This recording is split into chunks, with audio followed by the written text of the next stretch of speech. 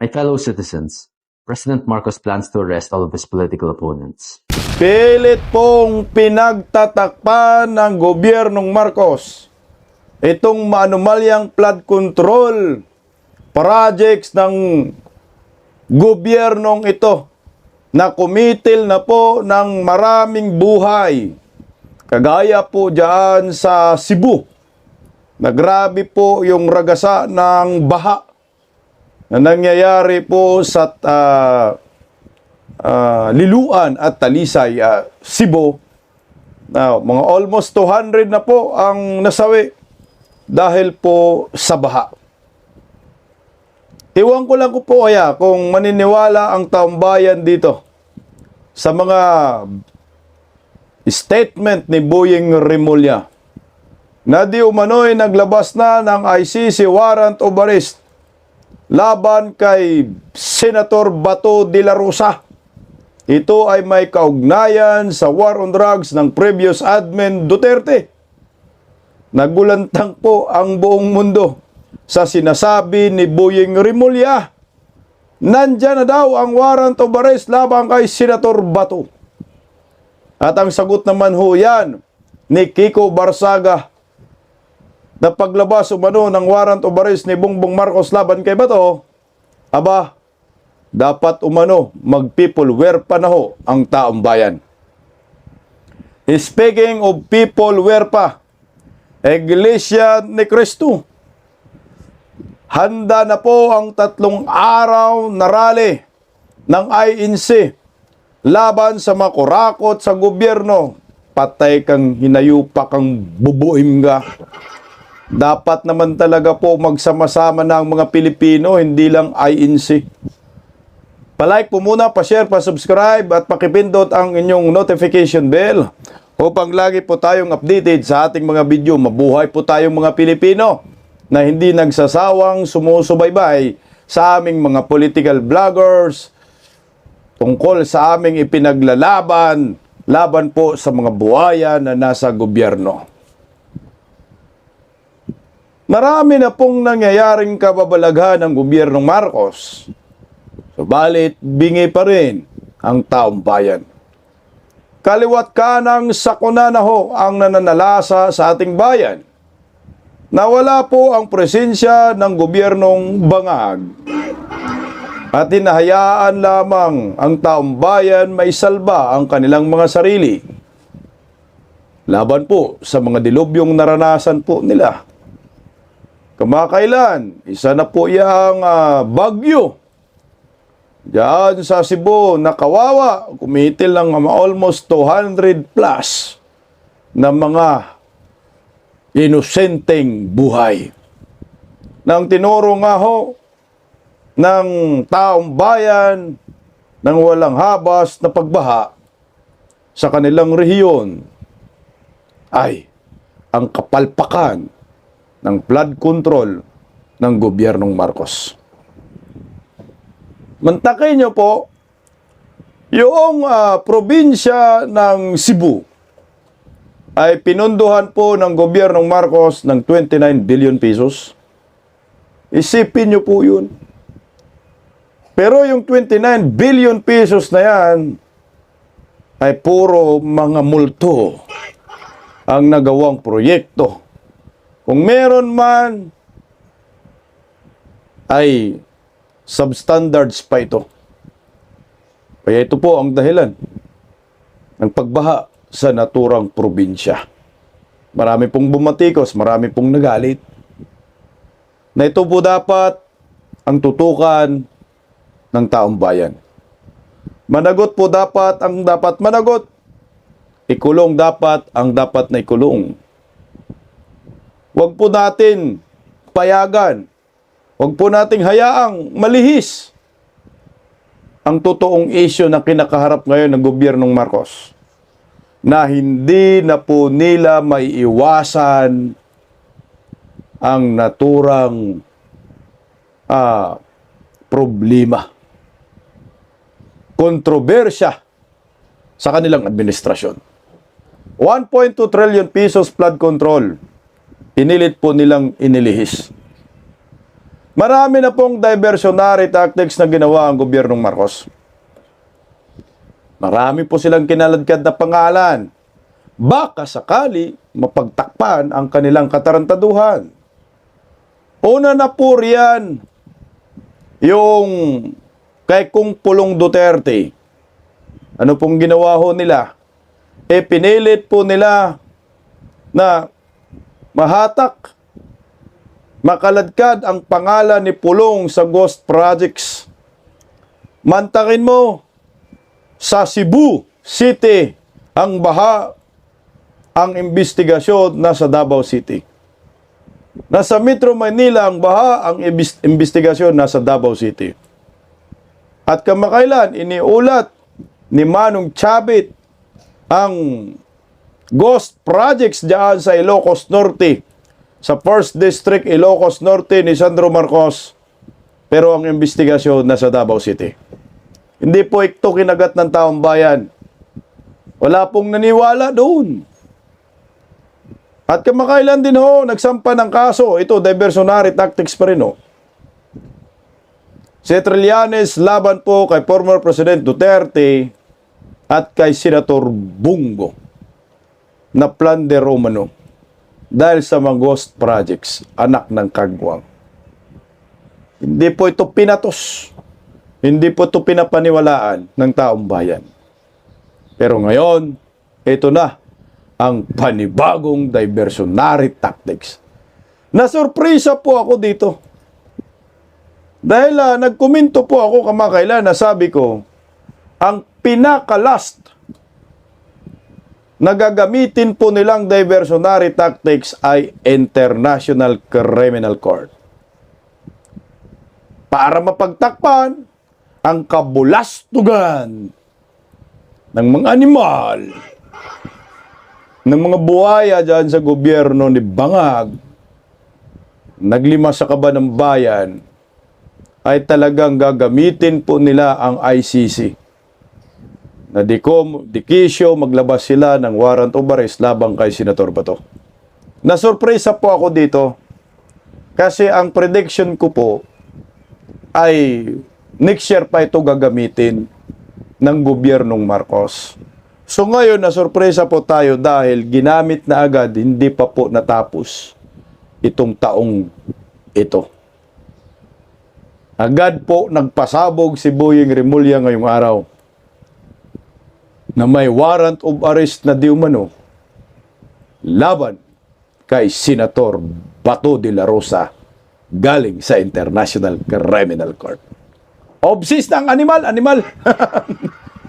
Wala na silang magawa eh. Kailangan na po nilang gamitin ito. Kasi pag hindi nila gamitin, yung flood control projects ay mainit na po ngayon. Araw halos, sunod-sunod yung bagyo. Marami nang napaslang dahil sa bagyo eh. Lahat sinisisi, palpak na flood control ni Bongbong Marcos. Nakatutok sa flood control. Ilang buhay na dapat ba ay masawi para ang taong bayan ay magising dito sa kabulastugan ni Bongbong Marcos. Pagkatapos ng bagyong Tinyo, ito bumalik na naman, mayroon na naman parating. Napakalakas po na bagyo. Super typhoon at aabot di umano to sa signal number 5. What's talaga, BBM, kamalas-malas ng Pilipino dahil sa'yo? Ito na po yung administrasyon na pati kalikasan galit. Ginising tayo, niyuyugyug po tayo dito. Nasabi, hoy mga Pilipino, ang tatanga nyo. Hanggang ngayon, hindi pa rin kayo gising sa ginagawa ng gobyernong Marcos. O ito, bagyo para sa inyo nang magising po kayong lahat. Panoorin po muna natin at pakinggan itong bagyo po na parating bago po natin pag-usapan itong ICC warrant of arrest labang kay Senator Bato na di umano'y lumabas na daw, sabi ni Bunyeng. Malakas ang bagyong parating, narito po.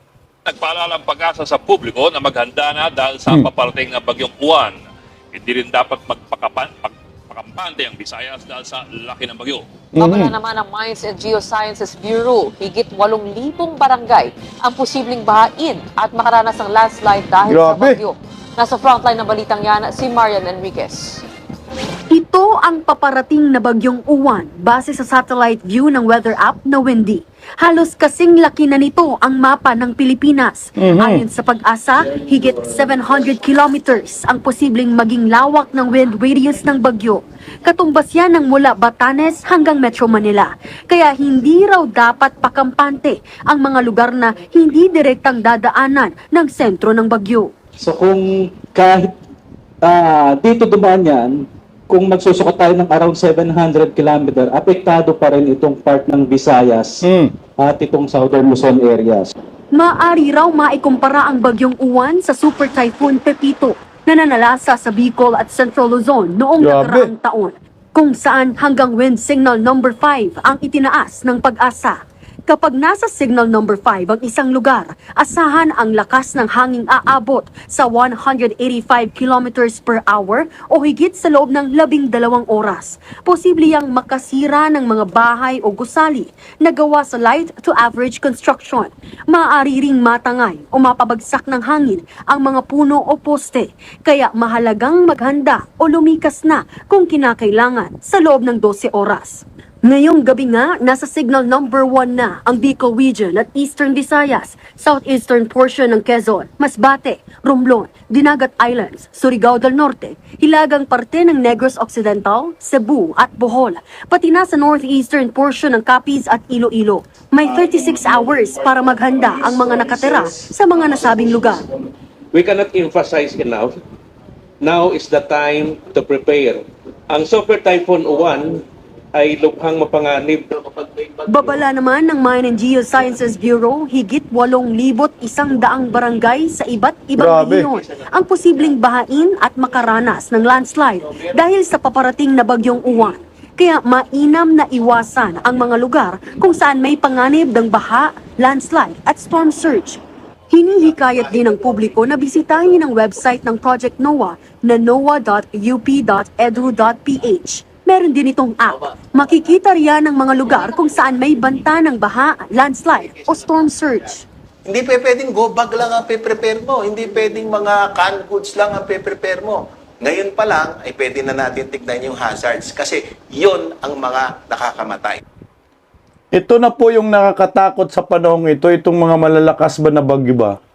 Alam niyo po sa panahon ni former President Duterte, hindi ka kinakabahan na may tatama na malakas na bagyo sa ating bansa. Dahil nga, ang gobyerno handa. Si former President Duterte ay hindi pabaya. Makikita mo yan, 24/7 na nakamonitor, press conference, si Tatay Digong, nakatutok talaga sa bagyo. At malayo pa po ang bagyong iyan kasi napipredict po kasi nababasa yung bagyo Kailan darating, saan tatama, unlike kasi sa lindol, mukhang mahirap po basahin. Kaya kung ikaw, responsableng gobyerno, alam mo na ang gagawin mo. Kasi nga, alam sa satellite kung saan tatama ho ito, kung gaano kalakas. Kaya hindi ka noon na tatakot sa panahon ni Digong dahil alam mo hindi babaha ng kapareho po ngayong naranasan ng maraming Pilipino na yung baha nakakatakot. Parang nasa ibang bansa na ba, di ba? Kala mo, sa pelikula mo lang makikita yung mga baha na matindi Doon sa Cebu, grabe, yung mga sasakyan naglulutangan at yung baha na nanggragasa, kitang-kita mo talaga. Pumapasok sa mga subdivision Ito na ho ngayon nakakatakot dahil alam mo, ang gobyernong Marcos ay palpak, wala pong magagawa at walang nagawa para po dito sa mga ganitong klaseng sakuna Na ang mga nangyayari ho ngayon, siguro ito ay wake up call po sa ating lahat. Kasi ang dami na pong pagkakataon na dapat tayong mga Pilipino ay magreklamo Harap-harapan na tayong niloko ng gobyernong Marcos pero hindi pa rin po tayo nagising Kumbaga tahimik ka pa rin. Parang, alam mo yung pasensya natin bilang isang Pilipino na sobrang taas. Hindi na rin ho yan maganda para sa akin Ang haba-haba na po ng pasensya ng Pilipino. Matindi na po yung panggagago ng gobyerno Marami na pong nasawi Sa North Korea baka nabalitaan nyo rin po ito. Itong si President Kim Jong-un, hindi si Bunjing, hindi si Bunjing. Hindi si tambalos-los na unga-unga, Kim Jong-un ng Pinas. President ng North Korea. Merong isang lugar diyan sa North Korea na binaha. Binaha dahil sa kapabayaan di umano ng mga opisyalis nila. Government official. Sa ang ginawa ho ng President Kim Jong-un ay pinarusahan ng kamatayan ang mga opisyal ng gobyerno na yon. Ganun po dapat ang mangyayari sa mga nakaupo ngayon sa Administrasyong Marcos. Kukumbitay ba, paparusahan. Kagaya ho nito, ilang mga Pilipino ba ang nagsakripisyo at nasawi sa baha dahil sa kabulastugan ng gobyernong Marcos? 200 plus ngayon, di ba ho? O sino pong managot yan? Sino po ang sisihin?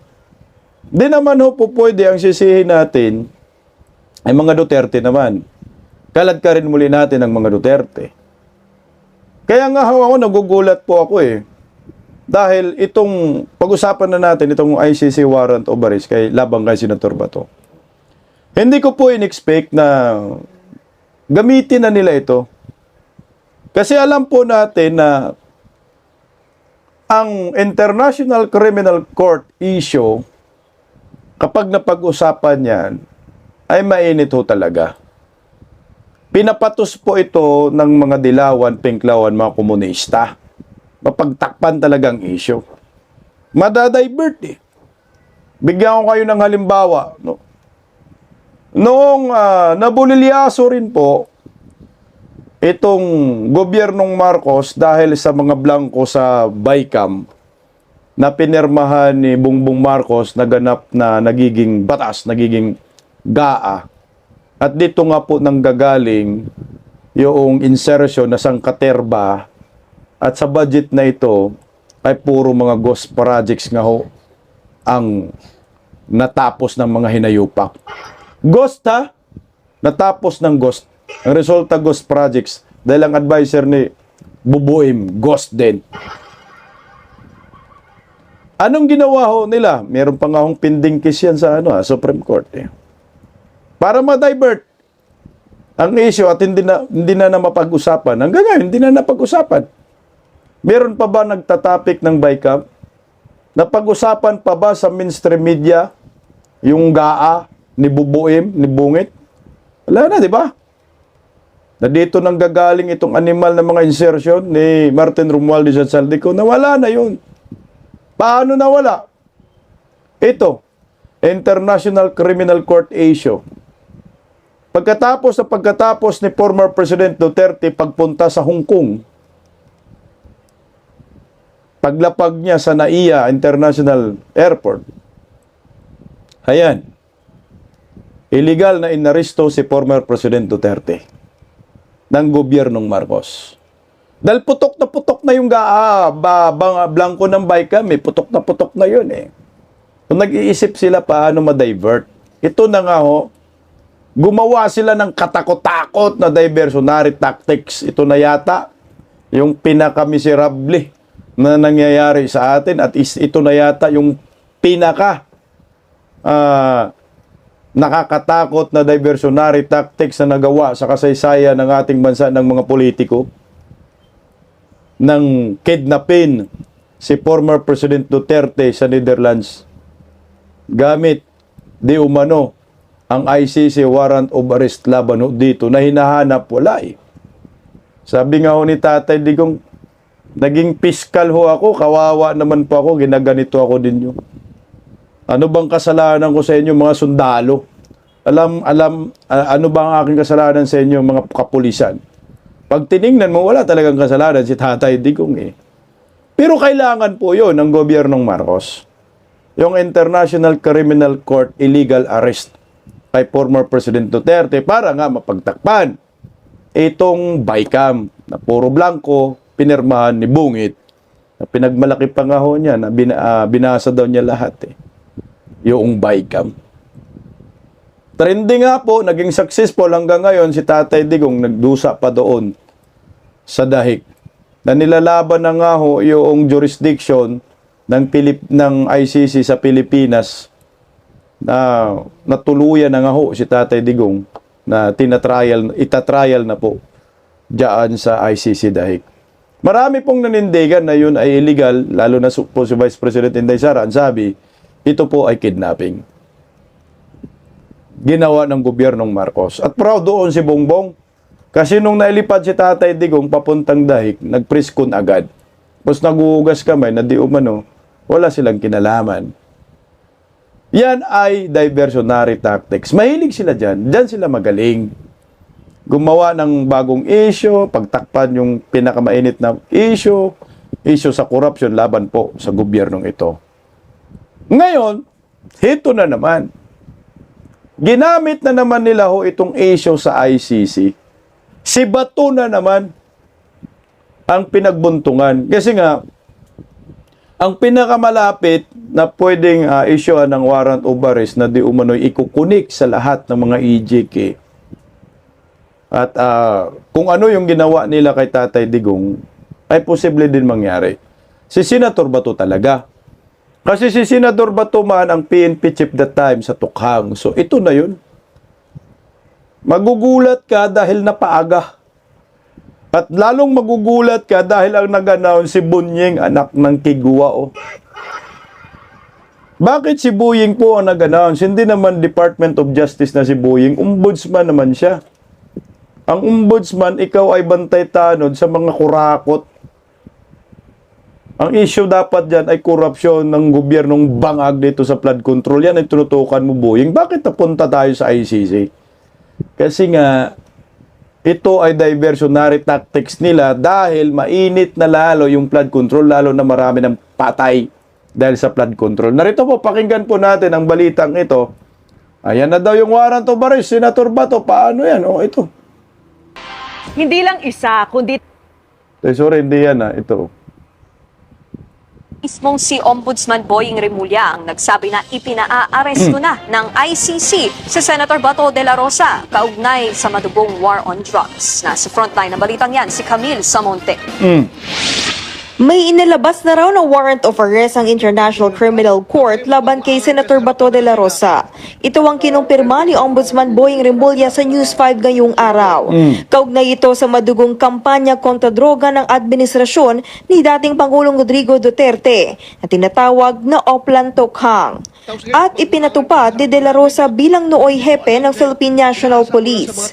Ang sinasabing warrant of arrest kay De La Rosa, kinukumpirma pa ng Department of Justice. Ayon kay DOJ spokesperson Attorney Rafael Nicolo Martinez, wala pa silang nakikita o natatanggap na kopya ng arrest warrant.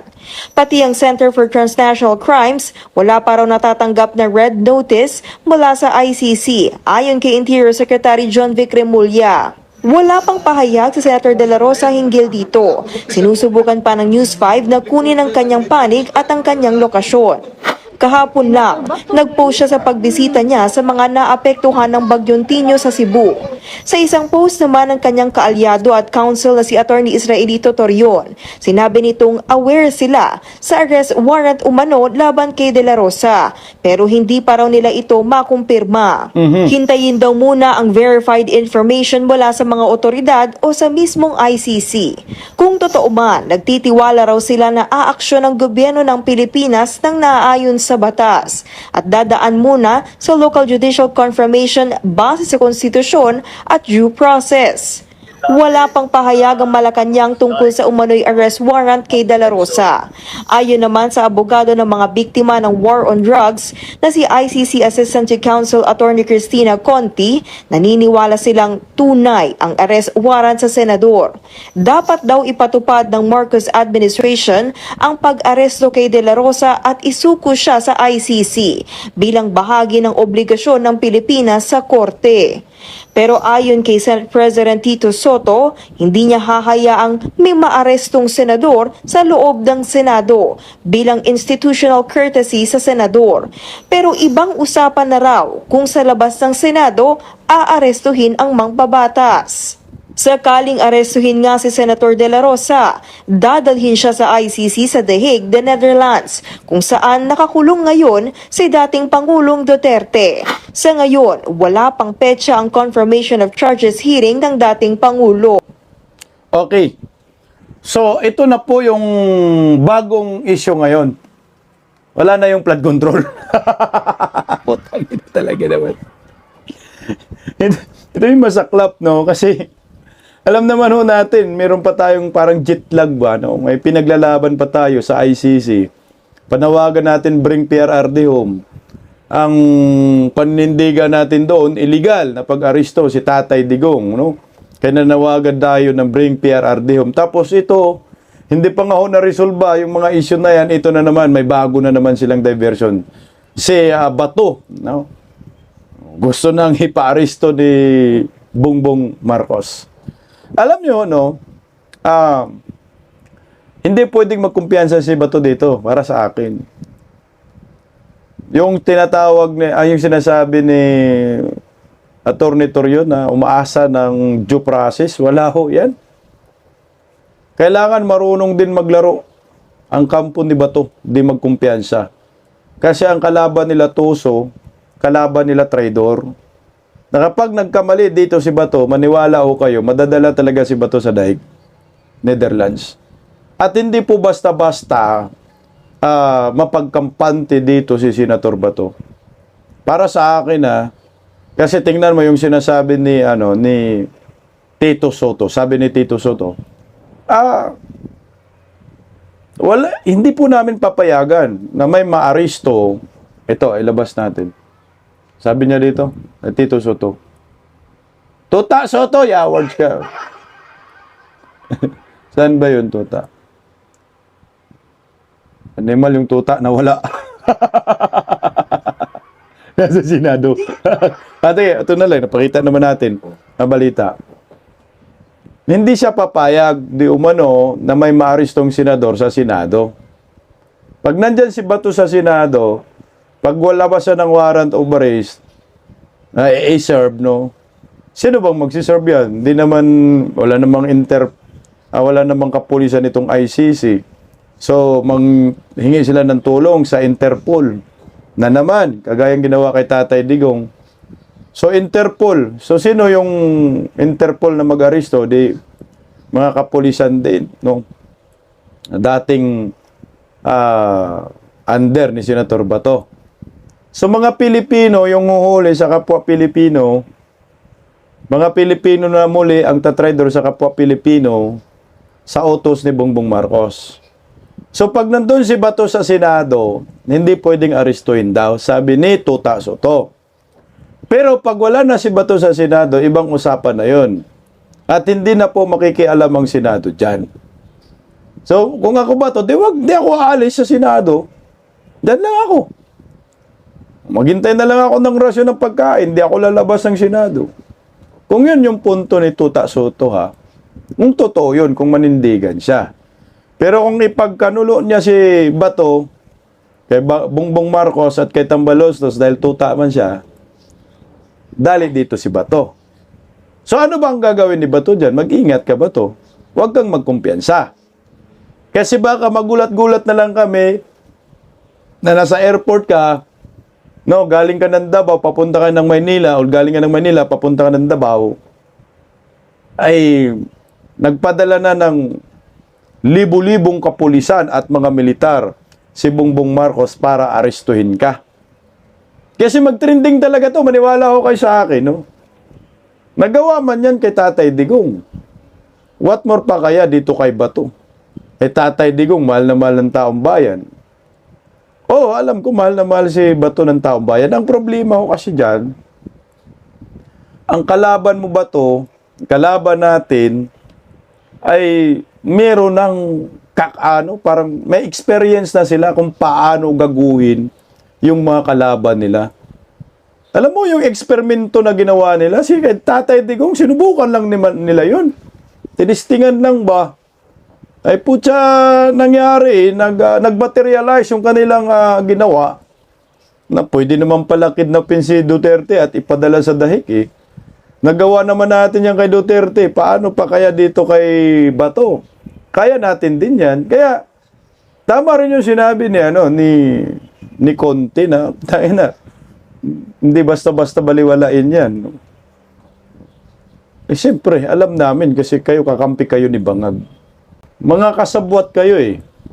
Na anytime, lahat ng mga kalyado ni former President Duterte, gagaguhin talaga.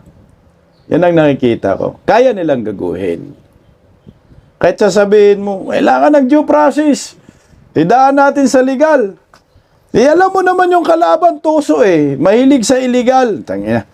Si Tatay Digong nga nilalaban natin. Ang sabi natin, ayusin nyo po yung pinagawa ho ninyo. Mga tarantado kayo. Hindi man natatablan ang mga animal, no? Kumbaga, likas na sa kanila talaga ang pagkademonyo. Tingnan mo Ang isa sa mga kinakagulat natin, tama dito si Attorney Trixie Cruz Angeles. Bakit si Boying, no? At hindi na nga sila nagkaintindihan ng kapatid niya na DILG Secretary. Wala naman daw So saan po kumuha ng hugot si Bunyeng, anak ng kamote? Sinong source? Trillanes. Alam na natin. Ang sabi dito ni Attorney Trixie Cruz Angeles. Kasi laman na ng balita, ang interview kasi na yun sa DJRH kanina tungkol kay Bato. Na di umano talaga mayroon ng warrant of arrest na inilabas ang ICC laban kay Bato. Tingnan mo dito sa Inquirer.net, sabi, Remulla ICC issued warrant versus De La Rosa. DOJ verifying. So naglabas ang DOJ ng statement ngayon. Wala naman daw ganun. O sabi ni Attorney Trixie Cruz Angeles, tika nga, bakit si Ombudsman Bunyeng Remulla ang nag-announce ng warrant di umano ni Senator Bato? Di yata bagay sa pagiging ombudsman ang mga ganitong salita. Baka dapat resign niya yung posisyon niya kung gusto niya ng ganitong statements. Exactly. Kasi ang magsasabi kasi ang Department of Justice or National Bureau of Investigation kung totoo pong meron. Pero si Boyeng ang nag-announce. Alam mo, ako sa akin nga, sabi nga nila, nawala lang si Martin Romualdez sa pagka-speaker of the House. Si Martin pa rin naman yung speaker. Kasi si Martin Romualdez umaastang presidente. Ngayon, may pumalit. Boyeng Remulla, umaastang presidente. Kaya sabi niya, bakit si Boyeng Remulla nag-announce? Kasi nga si Boyeng umaastang presidente. Yung presidente na si Bubuim, uto-uto lang yan. Puppet nila ni Boyeng ng Remulla Brothers. Pero magulat ka rin kasi magkaiba sila ni John Vic ng statement. Wala daw, sabi rin ng DOJ. So mukhang napahiya dito si Boyeng Remulla. Pero ito na po yung laman ng balita. Meron di umanong ICC warrant of arrest. Exactly. Putangin na, dapat nag-resign ka dyan na Boyeng sa pagka-ombudsman. Dahil alam niyo po ba anong trabaho ng ombudsman? Mag-imbestiga sa mga kurakot, sa korupsyon sa ating bansa. Sila po yung tanod bayan. Na dapat yung tinutukan ngayon ni Boyeng ay yung kababalaghan ng kanyang amo na si Bubuim. Itong flood control, masyado naman silang halata kasi na diversionary tactics po ito. Flood control na 1.2 trillion pesos na hanggang ngayon hindi pa rin mahagi-hagilap. Nasaan ba ang mga proyektong mga hinayupak na yan? Nasaan ba nila inilagay? Dapat nga ngayon meron nang nasampang kaso si Boyeng ng plunder Dapat kinasuhan na po nila itong si Saldico at Martin Romualdez pero hindi nila magawa. Kasi pag nadali po itong mga animal na to, dali din si Bubuim. Kaya ang ginawa nila, katakot-takot na diversionary tactics. Kagaya ngayon ba, imbis na tumulong tong gobyernong ito sa mga nabaha, ito, tinatupag nila yung pamumulitika, diversionary tactics, lahat ng mga kalyado ng mga Duterte, tinarantado nila. Kaya nabuisit na dyan si Senator Idol Robin Padilla. Alang sabi ni Senator Idol Robin Padilla, busy po ako ngayon sa pagsasaayos at paghahanda ng relief goods para sa parating na bagyo. Bago nyo kami ipagkanulo para maipakulong, magbanat muna tayo ng buto para makatulong sa kapwa. Tangina talaga buong gobyernong Marcos dito, mga hinayupak. Nasaan na ba yung mga senador mo bubuim na nanalo sa pamamagitan ng mikos-mikos ni George? Tumulong kayo sa mga nasalanta ng bagyo, mga nabaha, ng mga namatay diyan sa Cebu. Meron din sa Negros. Ang dami Kagagawan po ninyo ito. Pero ano pong inatupag ho ninyo? Naghanap po kayo ng diversionary tactics. Diversion issue. O ito na po yun. Tungkol kay Senator Bato. Wala na po kasi silang choice kasi matapos ang taon na ito, aabot yung 2026 New Year. Putang ina, balot na balot pa rin sila sa kababalaga nilang kapalpakan sa flood control. Na hindi na po nila ito kayang takasan pa. Hindi na po nila ito kayang lusutan pa. Putang ina, marami nang namatay. Marami nang naperwisyo. Hindi ko alam kung ang taong bayan ay papayagan na lamang ho itong gobyerno ni Bangag na ay kalimutan na lang natin ito. Oo, sa mga pagnanakaw ng mga bugok na ito. Pero para sa akin, hindi po pwedeng kalimutan itong flood control na ngayon gustong pagtakpan tungkol sa issue ng ICC labang kay Senator Bato, na ang sabi po dyan ni Atty. Harry Roque, si former President Rodrigo Roa Duterte has ensured that Senator Bato cannot be kidnapped. He needs to be brought before a Philippine court first, period. Alam mo, Senator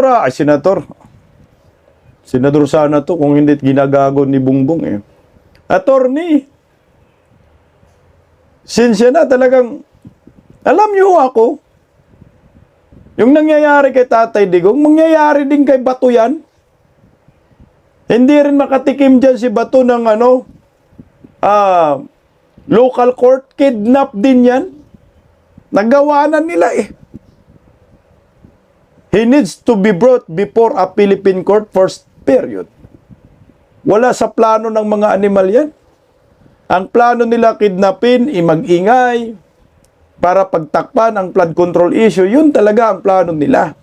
Wala na pong ibang direksyon ito. Ito na po ang nakikita natin Na kahit na, tingnan mo gago na talaga ang gobyernong nakangiwi ang pangatama naman talaga si Atty. Harry Roque. Dapat makatikim talaga ng local court.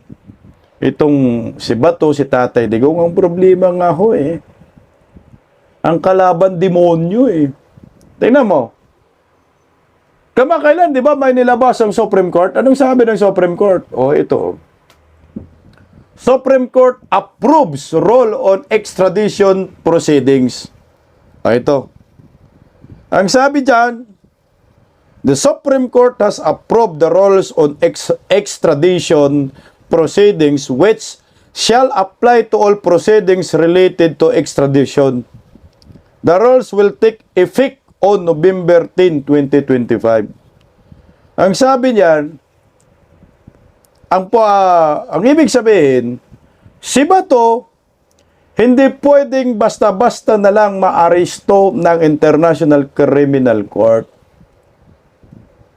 Kailangan pa rin yung tinatawag na Rule 59 ng ICC in existence and must apply with this procedure.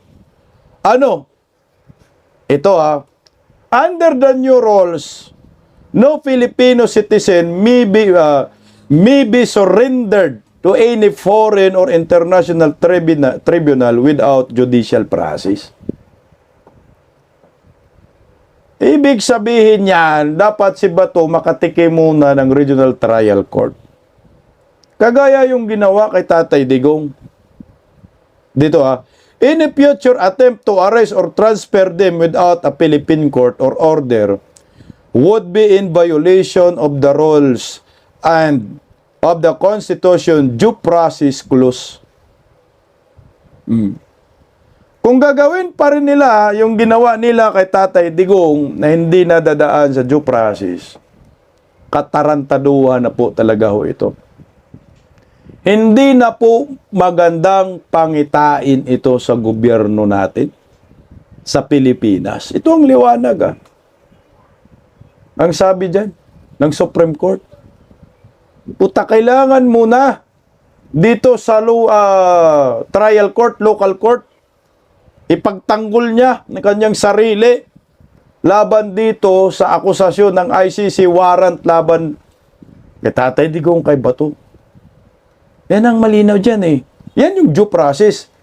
Ito rin po yung due process na sinasabi ni Attorney Torion, Israel Torion, na dapat, tama? Teka lang, Jimmy Bundok pala ho ito. Ito na lang kay Jimmy Bundok. Kaya dapat to, magkaroon ng tamang proseso na ayon din kay Attorney Jimmy Bundok, sabi niya dyan. Mga kapwa Pilipino, magising na po tayo. Isang nakaupong senador na milyon-milyon ang nagpaupo, papayagan ba nating ulitin ng ICC ang paglapastangan nila sa ating kasarinlan? Ano mang kulay, wag po tayong lumuhod sa banyaga. Alam mo, Attorney Jimmy Bundok, nakakalungkot nga ho eh. Kasi kami, mga political vloggers, kayo, mga DDS, nandito sa Bisdak Pilipinas, lagi po natin ipinaglalaban ang pagka-Pilipino natin. Mulat sa poll pa noon, nung nangyayari kay Tatay Digong, huwag po natin isuko ang soberanya ng ating bansa. Huwag po tayo magpauto sa mga puti, lalo na po dito sa western countries. Lalo na sa mga puting itlog. Ang problema po, oo tayo, ayaw natin pumayag. Naluluhod sa mga luluhod sa mga puti, sa mga European countries. Ang Pangulo natin si Bongbong iba ang takbo ng buhay niya. Naalog-alog utak na Yun yung lumuhod. Tingnan mo ang ginawa kay Tatay Digong, isunuko ng basta-basta, trinidor, sabay prisko, nakala mo talaga, kriminal si Tatay Digong Ito yung isa sa mga sitwasyon natin ngayon na kahit anong laban mo sa pagka-Pilipino mo, itong nakaupong Pangulo, walang kwenta, ay lumuluhod sa mga banyaga. Ano bang kaso ni Duterte? 3 counts of murder, hindi natin kayang litisin sa Pilipinas? Para bang inamin mo lang, bubuim, na hindi gumagana ang justice system ng ating bansa. Nagkamali ka na kay Tatay Digong, ngayon gusto mo pang magkamali pa kay Senator Bato. At kung sino man ang iba pang gagaguhin ho ninyo. Saan ang hustisya po nito? Ang taong bayan tayo oo, alam ho natin na ang Pilipinas ay mayroong justice system. Tayong mga ordinaryong Pilipino. Alam mo natin na kaya po nating maglitis na kahit anumang kaso. Tangina, ang Patuan Massacre, 50 plus inilitis natin. Dito pa kaya 3 counts of murder? Di kaya. Paano yung nakaupo sa gobyernong ito, animal? Masyadong namimersonal. Demonyo Parang pinapahiya tayo sa international Wala pala tayong kakayanan na maglitis. Ano bang kulay, wag po tayo lumuhod sa banyaga, sabi ni Attorney Jimmy Bundok. Hindi tayong luluhod. Ang problema po, Attorney Jimmy Bundok, itong si Bangag lumuhod. Pagluhod, ibig sabihin, lumuhod si BBM, pagluhod ni BBM, luhod din tayong lahat. Gusto ko yung mga linyahan ni Attorney Jimmy Bundok. Huwag tayong lumuhod. Pero attorney, nakahiya nga dahil mismong lumuhod ay yung presidente ng Republika ng Pilipinas. Ano nga ba ang kasagutan laban po dito sa katarantaduhan ng gobyernong ito? Alam niyo po ba kung ano? Ito ay hindi ko po ito opinyon. Ito ay opinyon ng isang kongresista. Ang sabi ng isang kongresista, hindi ko lang nadagdag, ayusin ko lang. Laan niyo kung sino. People were pa di umano ang kasagutan. Ako, patay tayo dyan. O, pakinggan natin, oh. My fellow citizens, President Marcos plans to arrest all of his political opponents. Earlier today, Marcos issued an arrest warrant against Senator De La Rosa, an ally of former President Duterte, which President Marcos is also arrested. But it will not stop there. The Marcos administration also plans to imprison Senator Bongo, Senator Villanueva, and Senator Marcoleta. Marcos has followed in the footsteps of his late father, Marcos Sr., and has started to arrest and kill any politicians who oppose his corrupt government. There's only one solution left, and that is for people power, for our citizens to march towards the gates of Malacanang and remove the source of corruption that steals and destroys our beloved country. We will ensure that Marcos and Romualdez are imprisoned for their crimes. God bless the Philippines. People were pa ang kasagutan sa mga panggagago ng gobyernong Marcos sa mga Pilipino. Ganun talaga. Kasi nga, Marcolita daw, ipapakulong daw ho eh. Lahat ng kalaban daw ni Bongbong Marcos eh. Pero ako, sa akin nangangamba rin po ako na pag nagtagumpay sila kay Senator Bato, kulong si Senator Bato, ito na yung Oplan Horus na sinasabi. So yung next na target naman nila dito ay si Kuya Bongo. Ito na yung mga diversion tactics nila. Pantapal sa mga issue, flood control. Pag umubra sila kay Senator Bongo, ano bang next? Ito, pakinggan po natin yung isang sabi ng kapwa nating DDS. Ang sabi dyan ni Crescencio, actually, I think Senator Bato is the trial arrest. If makalusot sila, isusunod si Sara.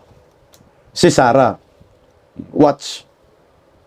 If the pitch doesn't rise again, this magdusa tayong lahat at lalo ng mga anak natin.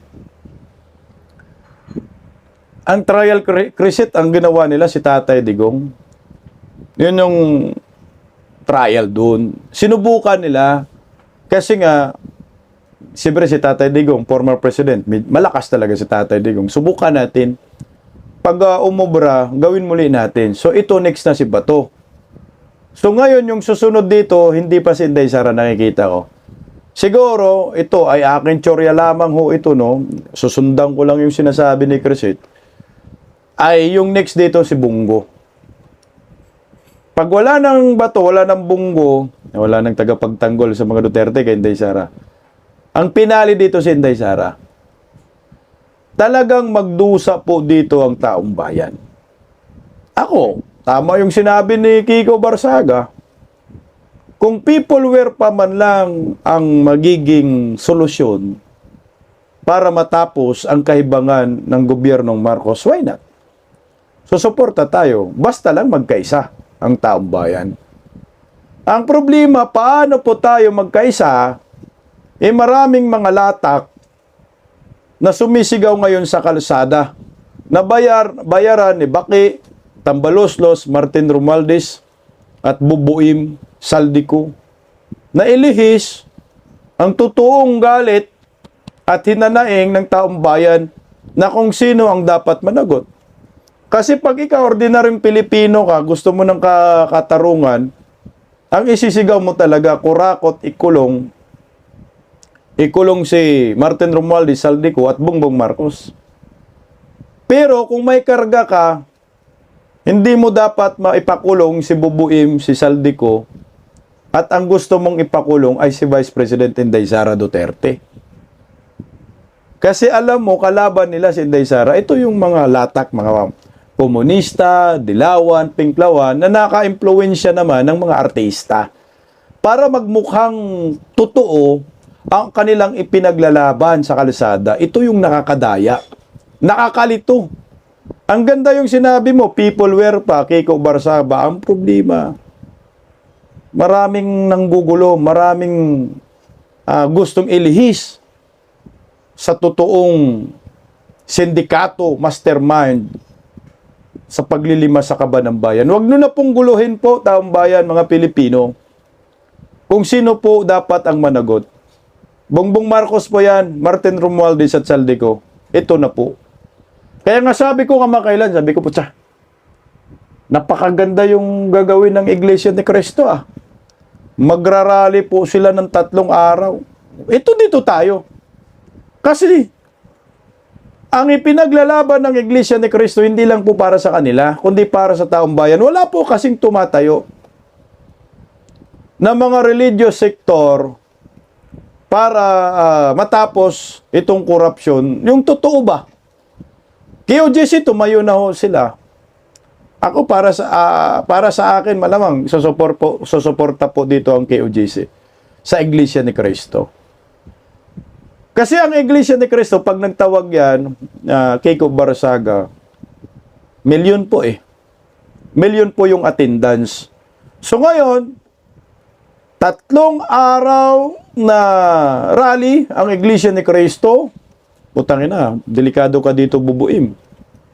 16, 17, 18. Pag ito magmaterialize at suportahan ng mga hinayupak na mga kalbong Padre Damaso, di tapos ang problema natin, Kiko Barsaga.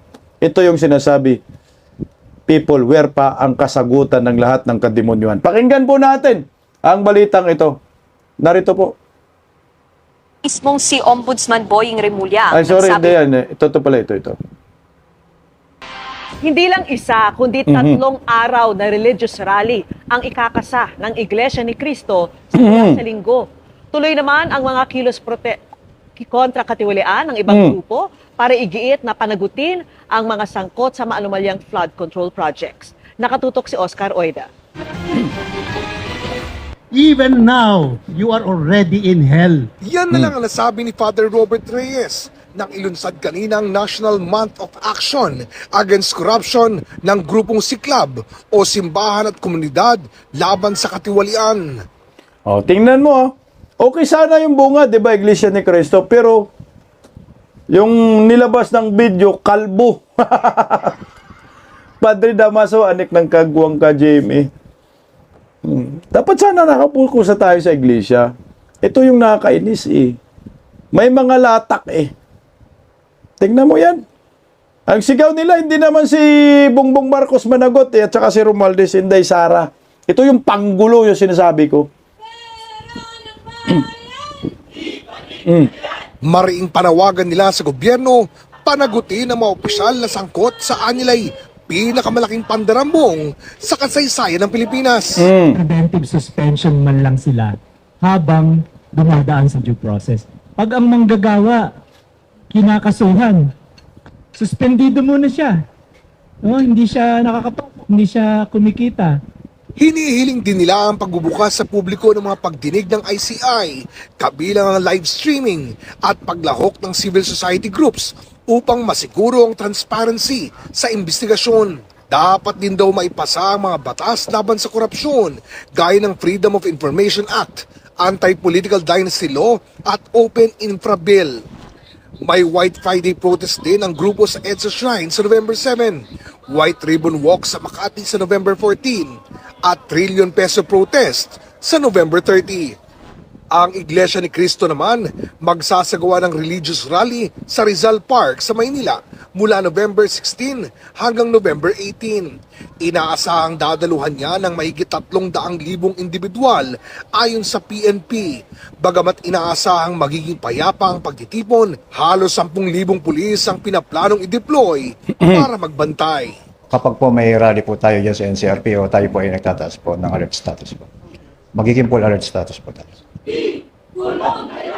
Para sa GMA. Tingnan mo Ang ganda ng mga sigaw sana nila, ikulong na yan mga kurakot. Ang problema kasi dito sa mga kaliwang grupo, yung kanilang ipinaglalaban ay puro kaplastikan lang. Walang kwenta yan eh. Panggulo lang yan.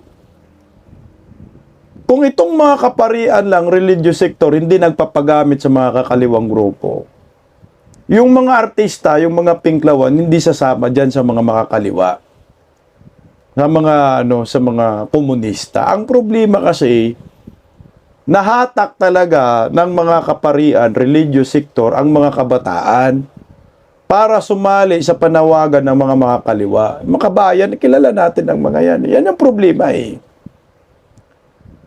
Okay sana po pag magkaisa tayong lahat. Iglesia ni Cristo, Simbahang Katolika, mga kaparian, kaobispuhan, KOJC, GIL, isa ang panawagan. Ang problema, animal tong mga komunista, panggulo. Panggulo talaga sila. Yung direksyon po ng komunista, diversionary po, tactics din po ito. Gusto po nila guluhin yung isip ng mga tao tungkol po dito kung sino dapat yung ipakulong. Tingnan mo ang sigaw. Mga kurakot, ikulong na yan. Sino po yung ipakulong ninyo? Sige nga. Putsakin. Magbanggit kayo ng tao. Hindi nyo mabanggit si Martin Romualdez, hindi mo mabanggit si Saldico, hindi nyo mabanggit si Bongbong Marcos. Kailangan managot ang dapat managot. Kasi kung ganun lang kayo, nagpagamit lang din po kayo sa ideolohiya po ninyo, pera-pera lamang kayo, ay putang ina, wag na po kayo mag-rally. Para yung mga matitinong tao ay sasama doon sa mga legit na mga nagrarally na para sa bayan, kagaya ng Iglesia ni Cristo. 3 araw pala ho ito na rally, mantakin nyo po yung 3 araw na yan. Ewan ko lang kung hindi atras yung bayag ni Bubuim dito. Ilan? 3 days daw yun. 300,000. 2 binyo po ito hindi lang po sa IDSA. Ito. Ay, sorry. Ang sabi po at laki. Ang sabi sa permit daw, 300,000 daw yung dadalo. Plan to 3D rally at EDSA People Power Monument. Meron ping Lunita din. 2 venue po yan. So, ang meet-up panigurado, EDSA. Ganda sana pag sila yung hayaan na lang natin ba, Iglesia ni Cristo. Kayong mga tanganista na mga dilawan, pinklawan, putang ina, wag na po kayong mangunguna. Dahil meron kayong mga kasamang mga politiko, kagaya ni Percy Tabi, Jokno, De Lima, Kiko Pangilinan, Bam Aquino, Markadong Dilaw, Pinklawan. Puta, galit kayo sa mga Duterte. Hindi man Duterte admin ngayon. Ang administrasyong ito, Marcos, hindi Duterte. Ang managot sa lahat ng mga nasalanta, mga nawalan ng buhay, nawalan ng pamilya, dahil naragasa ng baha, dahil sa flood control na puro ghost. Hindi Duterte, mga buing kayo. Ang managot ay Marcos. Na sana magkaisa po tayo. Ang problema kasi animal, ang dami nating problema. Dumagtag pa kayo mga animal kayo. Wala ba kayong pwedeng gawin kundi manggulo lamang? Baka pwede tumahimik na po kayo. Hayaan na po natin sa mga lehitimong Pilipino na mag-lead sa laban ito, laban sa korupsyon. Kayo wag na, idolohiya lang naman yung pinaglalaban ninyo. Kulong na yan, di man nabanggit si Bubuim, Martin Romualdez Saldico. Ipakulong natin yung 3 ito, sila ang dapat ikulong. Na ito dapat ang direksyon nating lahat. Kasi kung magpatuloy tayong tama yung sinasabi ng ibang mga DDS, na kawawa ang next generation natin. Wala na po tayong mapala at tapos ang kinabukasan ng bansang ito at mababalot lang ng puro diversionary tactics, kasinungalingan, katarantaduhan, pangungurangot, paglimas sa kaban ng bayan. Papayag ba ang mga Pilipino dito? Kaya agree ako kay Kiko Barsaga. Paggising sa umaga, tanghali at gabi, nakikita ko ang post niya, ang hapdi. Paano nga ba to? Di ako makatanggi. Watch ko na lang at isipin ng mabuti. Bisdak Pilipinas. Bisdak, tinig ng katotohanan. Sa bawat vlog may laban sa kasinungalingan. Mulat ang mata, gising ang masa. Bisdak Pilipinas, para sa bayan, gumigising sa diwa. Sa likod ng kamera, tapang ang dala, walang sinasanto kung mali ang gawa. Hinay-hinay, pero palaban. Boses ng tao sa digital na labanan. Bisdak, tinig ng katotohanan. Sa bawat vlog may laban sa kasinungalingan. Mulat ang mata, gising ang masa. Bisdak Pilipinas, para sa bayan, gumigising sa diwa.